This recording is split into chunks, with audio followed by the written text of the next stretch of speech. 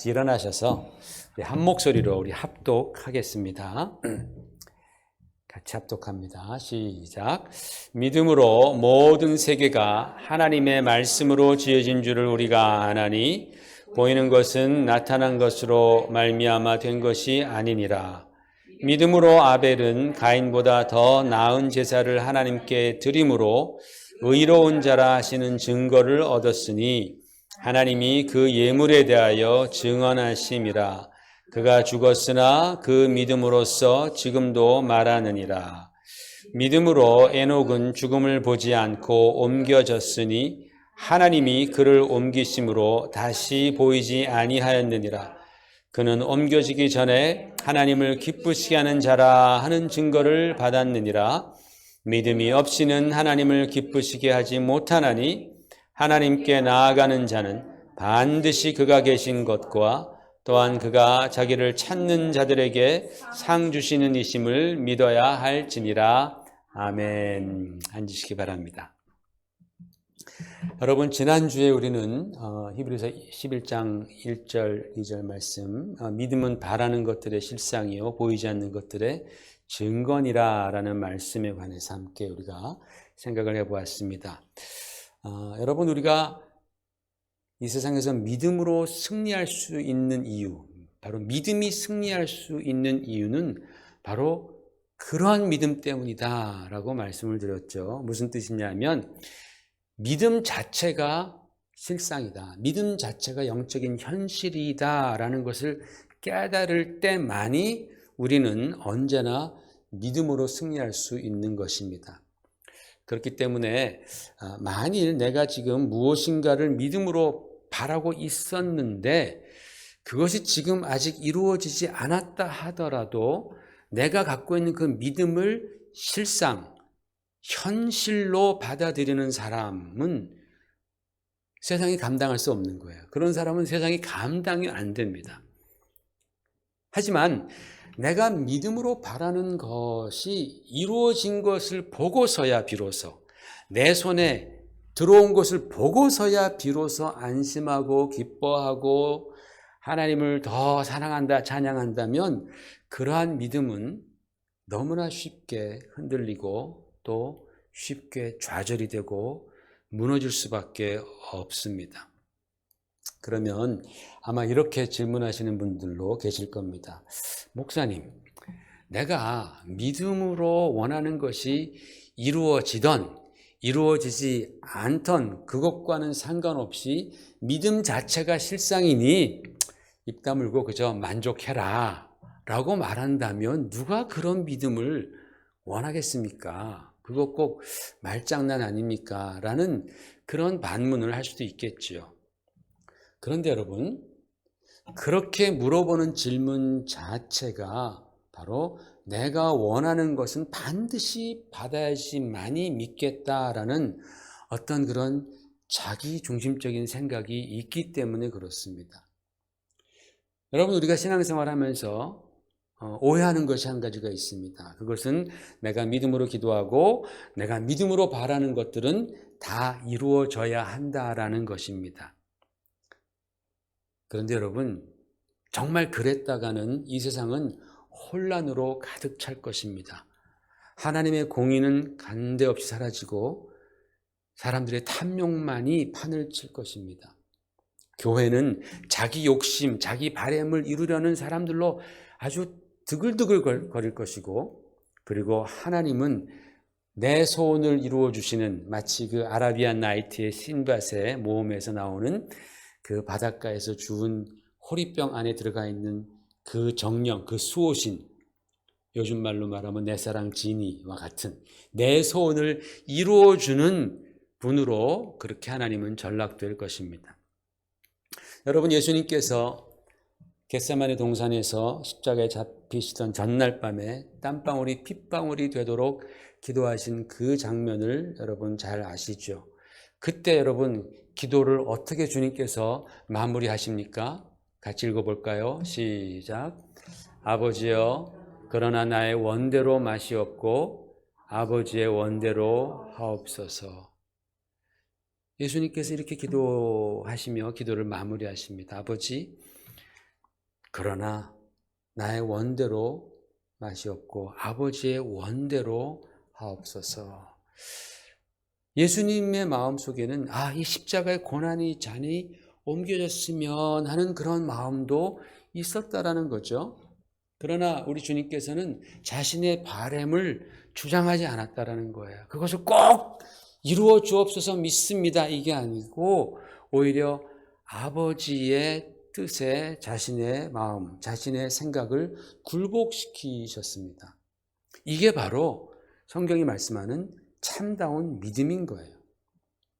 솔직하게 고백하건대 여러분, 저와 여러분이 우리가 믿음으로 기도하면서 간구했던 그 수많은 것들 중에서 우리 뜻대로 이루어지지 않은 것들이 이루어진 것보다 더 많은 것에 대해서 우리는 사실은 진심으로 감사해야 합니다. 왜냐하면 그래야지 하나님의 공의가 드러나는 거예요. 우리의 공의가 아니라 하나님의 공의가 우리의 삶 가운데 드러나는 것이고 하나님의 거룩하심이 드러나는 거예요. 그래야지만이 정말 우리를 위하시는 하나님의 계획이 우리를 위해서 성취되기 때문입니다.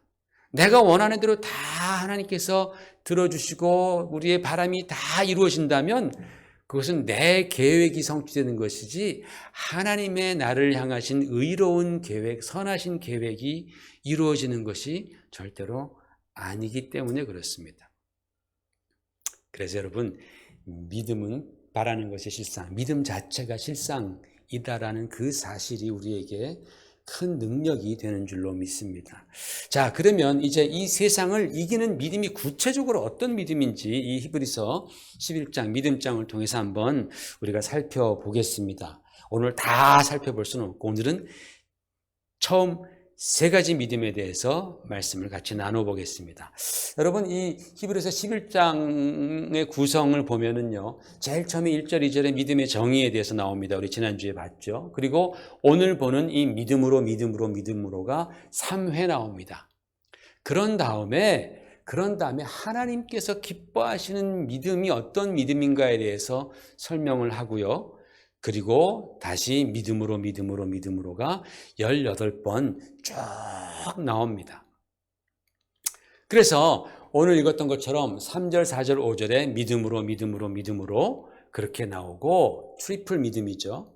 그런 다음에 이 믿음이 없이는 우리가 하나님을 절대로 기쁘시게 할 수 없다라는 말씀을 하는 거예요. 굉장히 중요한 말씀입니다. 6절이 갑자기 이 믿음으로 하고 쭉 21번 나오는 그 사이에 탁 들어옵니다. 중간도 아니고 맨 앞도 아니고 처음 3번 믿음으로 말한 다음에 이 6절의 말씀이 끼어드는 거예요. 이 믿음이 없이는 절대로 하나님을 기쁘시게 못하는 줄 알아라. 너희가 이 믿음이 필요하다. 그러니까 이 6절에 믿음이 없이 하나님을 기쁘시게 못한다라는 말씀은 처음 3절, 4절, 5절에 있는 그 믿음과 깊은 연관성이 있습니다. 이게 무슨 말이냐면 이 처음에 나오는 이 믿음, 3절의 믿음, 4절의 믿음, 5절의 믿음이 우리 모든 믿음의 기본이 된다는 거예요. 초석이 된다는 거예요. 파운데이션이라는 거예요. 이 믿음이 없으면 우리는 절대로 하나님을 기쁘시게 할 수 없다라는 것입니다. 여러분, 미술을 좋아하시는 분들은 아마 기억이 나실지도 모릅니다. 여러분, 색의 삼원색이 있죠? 기억이 납니까, 여러분? 모든 색깔들은 바로 이 색의 삼원색부터 나옵니다. 우리는 쉽게 빨강색, 노란색, 파란색이라고 그렇게 배웠습니다. 근데 사실은 그 빨간색이 아니라 약간 좀 사이언이라는 그런 빨간색인데 어쨌든 이 3가지 색에서부터 모든 색깔이 나오는 거야. 우리 눈이 감지할 수 있는 색깔이 몇 개나 되는지 아세요? 100만 개가 넘는답니다. 정말 그렇게 많은 색깔을 감지하는데 그런데 이제 이 색깔을 갖다가 규정해 놓고 각 색깔마다 이름을 붙인 것은 276가지인가라고 하더라고요. 그러니까 굉장히 많은 색깔이죠. 어쨌든 그것도. 그런데 그 많은 색깔들이 어디서부터 나오느냐? 이 색의 삼원색인 빨강, 노랑, 파랑부터 나오는 것처럼 가지 믿음이 있습니다. 각종 믿음이 있지만 그 모든 믿음이 어디서 나오느냐? 아까 말씀드린 처음 세 가지 믿음으로부터 나온다라는 말씀입니다. 그래서 그 처음 세 가지 믿음이 너무나 중요한 믿음입니다. 그것이 없으면 하나님은 절대로 기뻐하지 않으십니다. 그러면 그 믿음이 어떤 믿음인가 오늘 한번 같이 알아보십시다. 자, 3절에 같이 읽어볼까요? 시작. 믿음으로 모든 세계가 하나님의 말씀으로 지어진 줄을 우리가 아나니 보이는 것은 나타난 것으로 말미암아 된 것이 아니니라 그랬습니다. 첫 번째 믿음은 바로 창조주에 관한 믿음입니다. 창조주에 관한 믿음. 여러분, 우리 중에 아무도, 이 세상 사람 중 아무도 창조의 순간을 본 적이 없습니다. 그리고 이 창조는 반복되지도 않습니다. 그렇기 때문에 이 창조의 부분은 100% 믿음의 세계라는 거예요. 그런데 하나님께 대한 믿음이 없는 사람들이 많다 보니까 이 사람들은 이 세계가 하나님이 창조하신 것이 아니라 어쩌다 보니까 우연히 생겨서 진화의 진화를 거듭해서 오늘날에 이르렀다라고 주장합니다. 여러분, 이 창조 세계를 보십시오. 얼마나 신비하고 질서 정연하고 오묘합니까? 이러한 창조 세계를 그저 우연으로 치부하는 그런 사람들의 믿음은요, 이 모든 창조가 하나님으로 말미암아 창조되었다라고 믿는 사람보다 훨씬 더 큰 믿음이에요. 훨씬 더 무지막지한 그런 믿음인 것 같습니다. 여러분, 성경은요, 처음부터 이렇게 시작합니다. 어떻게 시작해요? 태초에 하나님이 천지를 창조하시니라 라는 이 엄청난 장엄한 명제, 장엄한 말씀으로 이 창세기, 성경은 첫 장, 첫 절이 시작되는 거예요. 태초에 하나님이 천지를 창조하시니라.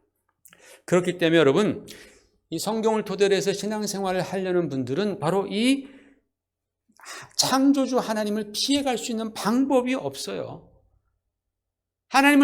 창조주 하나님을 피해갈 방법이 없어요. 계속해서 나는 창조주 하나님이다. 계속 하나님은 그 이후에 말씀하십니다. 그런 다음에 성경은 아주 당연하다는 듯이 매우 덤덤하게 모든 창조의 과정들을 간략하게 그렇게 설명해 놓았습니다. 어떤 분들은 창조의 과정이 너무나 간략해서 너무 간략하다, 좀 더 자세했으면, 아마 그렇게 생각하시는 분도 계실 거예요. 만약에 하나님께서 창조의 이런 과정들, 원리들을 자세하게 설명해 놓으셨더라면 아마 미국 의회 도서관이 수백 개 있어도 그거 다 책을 채우지 못할 거예요. 여러분, 미국 의회 도서관에 책이 몇 권 있는지 아세요? 한 3천만 권 있다고 합니다. 그런데 그 도서관이 몇십 개, 몇백 개가 되더라도 이 창조의 오묘한 그런 모든 것들을 다 설명해 놓을 수 없겠죠. 그래서 우리는 오히려 창세기 1장이 정말 간략하게 영감 있게 기록된 것에 우리는 감사해야 합니다. 자, 그런데 여러분, 창조에 있어서 가장 두드러진 것이 무엇입니까? 이게 바로 생명과 질서입니다. 이 생명과 질서는 창조의 꽃입니다. 이것은 하나님만이 하시는 거예요. 여러분, 지금 과학이 아무리 발전했다 하더라도 생명을 만들어내지 못합니다. 또 만약에 창조의 질서가 없었다면 우리 과학은 한 걸음도 나아가지 못했을 겁니다. 왜? 왜냐하면 과학이라는 것이 질서 정연한 반복을 관찰하고 확인하는 데서부터 시작하기 때문에 그렇습니다. 만약에 질서가 없었더라면 우리 과학은 절대로 한 걸음도 진보하지 않습니다. 그리고 이러한 생명과 질서 안에서 아름다운 관계가 시작되는 것이죠. 하나님과 인간과의 관계, 생명과 질서 가운데 일어나는 겁니다. 사람과 사람과의 관계, 사람과 자연과의 관계, 자연 안에서의 끼리끼리의 관계, 그 모든 것이 다 이 생명과 질서라는 이 창조의 꽃 안에서 맺혀진 놀라운 열매라는 거예요. 하나님의 마스터피스라는 것이죠. 그런데 더 놀라운 사실은 바로 이러한 창조가 뭐에 의해서 됐다 그랬어요? 하나님의 말씀으로부터 지어졌다라는 거예요. 하나님의 말씀으로 인해서 순간에 지어지는 거예요. 근데 여러분 이 말씀은요 뒤집어 보면 무슨 뜻이냐면 이 창조의 세계는 하나님의 말씀으로 말미암아 순간에 사라질 수도 있다. 세상의 끝날이 순간에 올 수도 있다라는 그런 양날의 검과 같은 그런 말씀이 그 안에 들어가 있는 겁니다. 여러분 우리는 하나님의 말씀이 얼마나 위대하고 대단한지 상상할 수가 없어요. 우리의 작은 머리 가지고는 이 하나님의 말씀의 이 놀라운 능력과 그 디멘션, 그 수준을 우리는 측량할 수가 없을 정도로 하나님의 말씀은 위대한 것이죠. 그러므로 이 창조라는 그 단어 속에는 시작과 마지막이 함께 깃들여 있습니다. 그래서 하나님께서는 구약에서 계속해서 자신에 대해서 말씀하시면서 나는 창조주 하나님이다라고 말씀하시면서 이렇게 말씀하십니다. 시작. 나는 처음이요 나는 마지막이라 나 외에 다른 신이 없느니라. 하나님은 처음이자 마지막이다. 창조하신 분이시고 그 창조를 끝내시는 분도 하나님이시다. 하나님이 주인이시다라는 그런 의미입니다.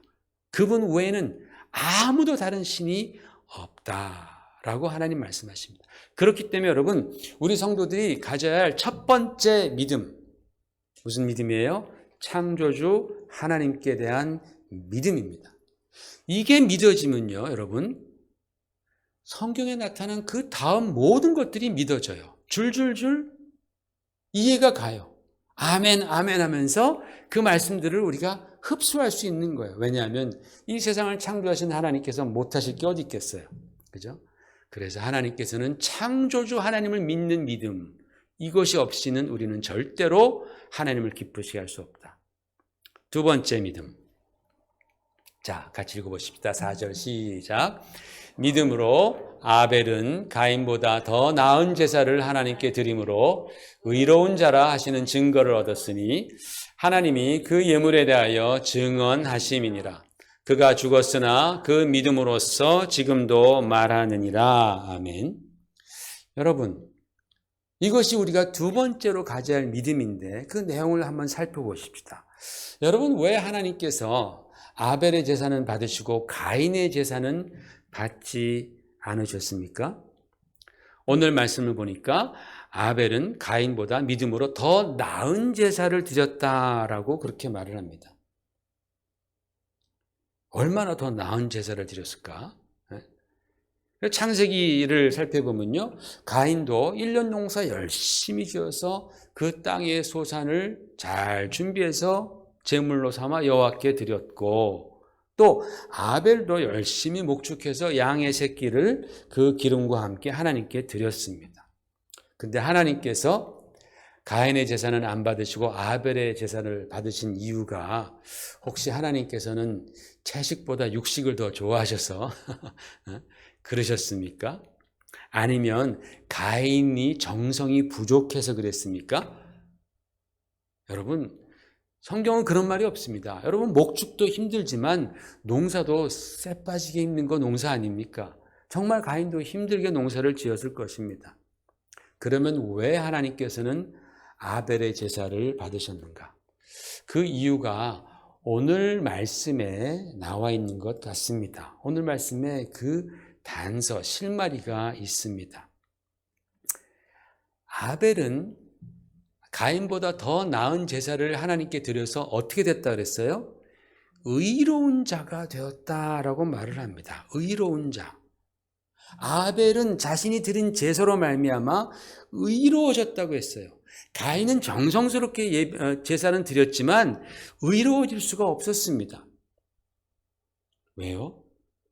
여러분, 성경은 뭐라고 말씀하냐면 피 흘림이 없이는 사심이 없느니라 라고 말합니다. 피 흘림이 없이는 죄 사함이 없다라고 성경은 말씀했습니다. 그래서 이스라엘 백성들은 계속해서 자기의 죄를 대속하는 그 속죄제를 드릴 때는 반드시 동물로 드리는 거예요. 주로 어린 양을 잡아서 드리죠. 그것을 우리는 희생 제사라 그래요. sacrifice라고 그렇게 말을 합니다. 여러분, 이스라엘 백성들이 그렇게 드렸던 희생 제사가 언제부터 있었습니까? 모세 율법 시대, 레위기에 보면 희생 제사에 대해서, 출애굽기에 보면 희생 제사에 대해서 쭉 나옵니다. 모세 율법 시대 때부터 있었습니까? 아닙니다. 그 전 500년 전에 아브라함도 그가 희생 제사를 하나님께 드렸습니다. 번제를 드렸다라는 거예요. 그러면 아브라함 때부터 시작했습니까? 아닙니다. 그 전 500년 전에 노아의 시대 때에도 그 희생 제사가 있었습니다. 그래서 노아가 홍수가 끝난 다음에 나와서 가장 먼저 한 게 뭐예요? 하나님께 희생 제사 번제를 드리지 않습니까? 그러면 노아 이전에도 있었습니까? 물론이죠. 1000년 전에, 한 1500년 전에 바로 이 아벨도 하나님께 희생 제사를 양으로 드리는 거예요. sacrifice를 드리는 거예요. 아벨이 그걸 어떻게 알았을까요? 아버지 아담이 가르쳐줬겠죠. 아담은 어떻게 알았을까요? 바로 아담은 스토리가 있잖아요. 타락한 스토리, 그리고 용서받는 스토리가 있잖아요. 아담이 범죄하고 부끄러워서 무화과 나뭇잎으로 그의 몸을 가렸을 때에 하나님께서 은혜를 베푸시면서 그에게 가죽옷을 입히십니다. 누구의 가죽이었겠어요? 가장 보들보들하고 부드러운 따뜻한 그런 동물을 잡아서 그 가죽으로 옷을 해 입히면서 하나님께서는 가르쳐 주시는 거예요. 동물의 희생, 이 희생으로 말미암아 네가 죄사함을 받은 것인데, 그러나 이것은 바로 앞으로 장차 오실 예수 그리스도의 희생이다라는 것을 하나님은 아담에게 가르쳐 주신 거예요. 그것을 아담은 아벨에게, 자녀들에게 가르쳐 주었지만 아벨은 그것을 따랐고 가인은 따르지 않았던 것이죠. 자기 생각대로 예배한 것이고 아벨은 하나님의 뜻대로 예배 드린 것입니다. 그래서 아벨은 이렇게 생각한 거예요. 내가 이 어린 양의 희생 제사를 드리면 하나님께서 약속하신 대로 나를 의롭게 해 주신다라는 그러한 믿음으로 아벨은 제사를 지낸 거예요. 그러므로 하나님께서 기뻐하시는 이 두 번째 믿음은 어떤 믿음이냐? 구원자 예수 그리스도를 향한 믿음입니다. 오직 예수 그리스도만이 구원하시기 위해서 이 땅에 오신 하나님의 어린 양, 희생양으로 오셔서 우리의 죄를 담당하셔서 십자가에 지셨음을 믿는 그 믿음, 이것이 없으면 우리는 절대로 하나님을 기쁘시게 못합니다. 아무리 우리가 5만 가지 일을 한다 할지라도 창조주 하나님, 그리고 구원자 예수 그리스도에 대한 믿음이 없다면 하나님은 절대로 우리의 믿음을 기뻐 받으시지 않으십니다. 세 번째 믿음입니다. 자, 세 번째 5절 함께 읽어보십시다. 시작. 믿음으로 에녹은 죽음을 보지 않고 옮겨졌으니 하나님이 그를 옮기심으로 다시 보이지 아니하였느니라. 그는 옮겨지기 전에 하나님을 기쁘시게 하는 자라 하는 증거를 받았느니라. 아멘. 자, 여러분, 우리 이 말씀 잘 아시죠? 에녹은 죽지 않고 하나님께서 들어가신 사람이에요. 이 에녹이 죽음을 보지 않고 옮겨진 데는 이유가 있어요. 이유가 뭡니까? 하나님을 기쁘시게 하였다라는 거예요. 어떻게 하나님을 기쁘시게 하였어요? 여기 나와요? 안 나오잖아요. 그죠? 그러니까 우리는 에녹이 어떻게 하나님을 기쁘시게 했는지 창세기로 돌아가서 그가 어떻게 하나님을 기쁘시게 했길래 죽음을 보지 않고 들림을 받았는지에 대해서 알아보고 또 그의 믿음의 본질이 무엇인지를 한번 파악해 보겠습니다. 우리 창세기 5장 21절부터 24절까지 같이 읽어요. 시작. 에녹은 65세에 무두셀라를 낳았고 무두셀라를 낳은 후 300년을 하나님과 동행하며 자녀들을 낳았으며 그는 365세를 살았더라. 에녹이 하나님과 동행하더니 하나님이 그를 데려가심으로 세상에 있지 아니하였더라. 아멘. 에녹이 이 땅에서 몇 살 살았어요? 365세. 많이 살았어요? 적게 살았어요? 많이 사는 것 같지만 이 당시에는 다 900살, 800살 막 살던 시대예요. 그러니까 지금으로 말하자면 90살, 80살 사는데 36세 살았으니 거의 뭐 요절했다고 말할 수밖에 없는 그런 나이입니다, 사실은. 그죠? 아주 젊은이였었습니다. 근데 여러분, 이 365는 우리에게 굉장히 친숙해요. 그죠? 왜 친숙합니까? 1년 365일 every day. always. 그죠? 365일 하면 우리는 every day, always라는 생각이 팍 머릿속에 들어오는 숫자입니다. 그런데 이 에녹이 하나님을 기쁘시게 한 이유가 뭐냐 봤더니 뭐예요? 하나님과 동행했다. 이틀에 한 번씩? 일주일에 한 번씩? 아니요. always, every day. 에녹은 하나님과 every day 동행했던 사람입니다. 하나님이 그걸 기뻐하셨다라는 거예요. 여러분, 우리는 바로 이것을 본받아야 되겠죠. 하나님과 everyday 동행하는 것을 본받아야 됩니다. 그래야지 하나님께서 기뻐하십니다. 그런데 여러분, 내가 하나님과 함께 동행한다라는 것이 그게 도대체 무슨 뜻입니까? 여러분 하나님과 함께 동행하시죠? 그게 무슨 말입니까? 예를 들어서 어떤 사람이 저한테 와서 막 자랑을 합니다. 이보게, 이 친구, 내가 말이야 마침내 우리 왕 곁에서 항상 동행할 수 있게 되었다네. 나 참 대단하지 않은가? 라고 말을 한다면 제가 뭐라고 말해 주겠습니까? 자네가 대단한 게 아니라 왕께서 참 대단하시네. 자네 같은 죄인을 항상 곁에 두시다니 왕이 참 대단하시네. 라고 그렇게 대답할 것입니다. 요지는 이것입니다.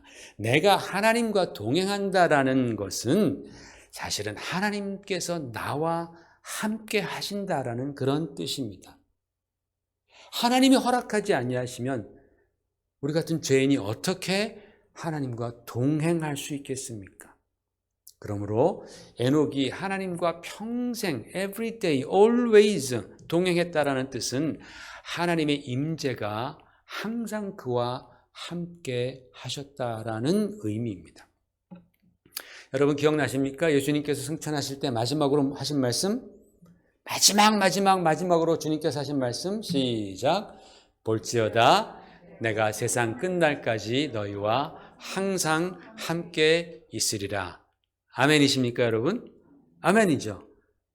예수님께서 승천하기 전에 이 말씀을 마지막으로 하고 그 다음에 제자들과 같이 하셨습니까? 이 말 마지막으로 하시고 어떻게 하셨어요? 승천하셨어요. 가셨어요. 그리고 하나님 우편에 앉아 계시고 아직 안 오셨어요. 주님이 내 아버지 처소가 다 예비되면 오시겠다라고 말씀하셨어요. 심판 때 심판주로 구름 타고 다시 오시겠다고 하셨는데 주님께서 말씀하시기를 내가 세상 끝날까지 너희와 항상 함께 하겠다라고 약속하고 휙 가셨어요. 그러면 주님께서 거짓말 하셨습니까? 아니잖아요. 이 말씀을 주님께서 어떻게 실천하시고 지키셨습니까? 자, 요한복음 같이 읽으십시다. 시작. 내가 아버지께 구하겠으니 그가 또 다른 보혜사를 너에게 주사 영원토록 너희와 함께 있게 하리니 그는 진리의 영이라. 그는 너희와 함께 거하시며 또 너희 속에 계시겠습니다. 성령을 보내셔서 우리 가운데 내주하는 성령으로서 항상 함께 하시도록 하시겠다라는 거예요. 그 다음에 시작. 그러나 내가 너희에게 실상을 말하노니 내가 떠나가는 것이 너희에게 유익이라. 내가 떠나가지 아니하면 보혜사가 너희에게로 오시지 아니할 것이요 진리의 성령이 오시면 그가 너희를 모든 진리 가운데로 인도하시리니 그가 내 영광을 나타내리니 내 것을 가지고 너희에게 알리시겠습니다. 주님의 것을 가지고 그대로 우리에게 가르쳐 주시는 거예요. 이런 말씀이 여러 군데 있습니다. 성령으로 우리가 아버지와 내가 너희 안에 거하리라 라고 주님께서 약속하시잖아요. 그러니까 여러분 예수님께서는 세상 끝날까지 우리와 동행하세요? 안 하세요? 하시는데 어떻게 하세요? 성령을 보내사 우리와 함께 하시는 것입니다. 언제까지? 세상 끝날까지. 할렐루야. 네, 할렐루야. 여러분 에녹이 누구를 낳았습니까? 성경 보니까 아까 무두셀라를 낳았습니다. 무두셀라가 성경 인물 중에서 가장 오래 산 인물입니다. 969세를 살았습니다. 굉장히 오래 살았는데 이 무두셀라, 히브리어로 무투셀라흐라는 사람이에요. 이 무투라는 것은 man이란 뜻입니다. 사람이란 뜻이고 셀라는 샬라흐라는 동사에서 나왔는데 보낸다라는 뜻입니다. 그러니까 무투셀라는 보냄의 사람이란 뜻이에요. 뭐를 보낼까? 도대체 하나님께서 이 무투셀라를 통해서 뭘 보낸다라고 지금 약속을 하셨는가? 무투셀라가 딱 죽었을 때 하나님이 뭘 보내셨어요? 노아의 홍수를 보내시는 거예요. 세상의 끝날을 보내시는 거예요. 세상의 심판날을 보내시는 거예요. 무두셀라가 탁 죽을 때에 세상의 끝날이 옵니다. 에녹은요, 하나님과 동행하면서 무두셀라를 자식으로 낳습니다. 너무 신기하지 않아요? 세상 끝날까지 그러나 에녹은 주님과 동행했다라는 거예요. 예수님께서 내가 너희와 세상 끝날까지 함께하리라. 어떻게 함께하세요? 성령을 통해서 우리와 함께하는 거예요. 그러므로 이 세 번째 에녹에 관한 믿음은 예수님께서 말씀하신 것처럼 세상 끝날까지 나에게 어떠한 일이 있다 할지라도 내 안에서 내주하시는 성령님, 동행하시는 성령 하나님에 대한 믿음이라는 거죠. 여러분, 이 믿음이 없이는 우리가 이 세상에서 절대로 승리할 수 없습니다. 내가 하나님을 알고 창조자 하나님을 알고 구원자 예수님을 안다 할지라도 바로 그 하나님께서 나와 함께 하신다라는 사실을 내가 모를 때에, 믿지 않을 때 우리는 절대로 믿음 생활에 승리할 수 없어요. 그러나 이 세 가지 믿음, 창조자 하나님, 구원자 예수님, 그리고 나와 동행하시는 성령 하나님을 믿는 믿음이 있을 때에 하나님은 그 사람을 기뻐하시는 거예요. 그 믿음을 기뻐하시는 거예요. 그리고 그 다음에 모든 믿음들은 다 거기서부터 흘러나오는 거예요. 그러나 이 첫 번째 이 세 가지, 이 기본적이고 중요한 핵심적인 이 믿음 중에 하나만 우리가 없다 할지라도, 하나만 확신하지 못한다 할지라도 우리의 믿음은 삐걱거리게 되고 좌절을 경험하게 되고 흔들리게 될 것입니다. 여러분, 그러므로 우리가 신앙생활하면서 내가 믿는 하나님은 창조자 하나님이시다. 내가 믿는 하나님은 구원자 예수 그리스도시다. 내가 믿는 하나님은 지금도 내 안에 내주하시는 성령 하나님이시다 라는 것을 내가 진심으로 믿는다면 게임 끝난 거예요. 게임 끝난 거예요. 여러분, 그 하나님을 내가 진심으로 믿는데 뭐가 두렵겠어요? 뭐가 힘들겠어요? 뭐가 걱정, 근심이겠어요? 다 이겨낼 수 있는, 승리할 수 있는 믿음이 생기게 되는 것입니다. 그러므로 여러분, 이 하나님께서 기뻐하시는 이 믿음이 없이는 하나님을 기쁘시게 하지 못한다고 했는데 이 세 가지 믿음 여러분 굳게 붙드셔서 저 여러분의 믿음의 삶 가운데에 하나님의 생명과 하나님의 질서와 하나님의 영원하심과 감동하심이 언제나 풍성하시기를 주의 이름으로 축원을 드립니다. 같이 기도하겠습니다.